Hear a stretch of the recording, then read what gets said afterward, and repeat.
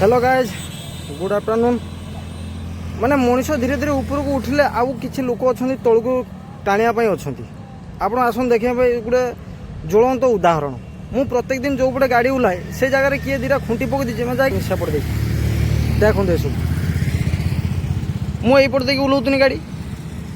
किंतु ये जगह देखूँ किए दीटा माने अलग किए दुकान कर मना ना किंतु यही जगह देखिए मत सुविधा हुए बोली मुझे उलाए उल्लेकी मुझे जाए बर्तमान दुकानटा मु कष्ट मस्ट दुई चार जन पिला को धरिक मुझे दुकानटा उल्ले दीजिए किंतु ये जगह ये जो जगार पिलटा अच्छी यहाँ मत सुविधा हुए एपटे उठापी देखूँ कौ भाया भाव हैरान कर माने एटा जानी शुणी हैरान कर देखुं माने एटा केते खाल अच्छे देखो माने पिचरू केते खाल अच्छे देखो एटा जब सीधा उल्ले जाए सीधा खाल को पलि जाए एपटे देखो पूरा पूरी खालटा देखो आपको माने कौ भाया लोक लगुन देखो केत बड़ खाल देखो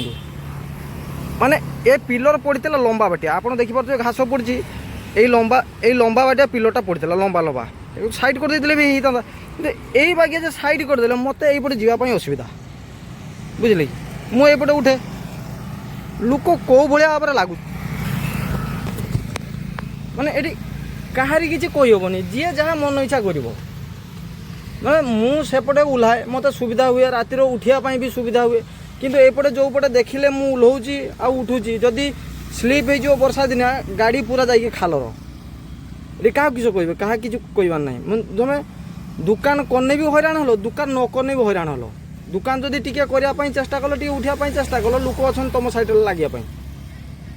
एठी आउ किसी कहीहबनी ये क्या कौन कहे कहने हम झगड़ा न कहटा भल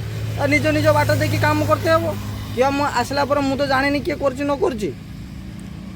किए पकई चार्टा बेलू जना पड़ो कि सन्ध्या बेलू जदि किए कस्टमर आसले पचारे जना पड़ो कौन है कौन ना किए दुकान कर किए एटा उठे पकई रही जय जगन्नाथ।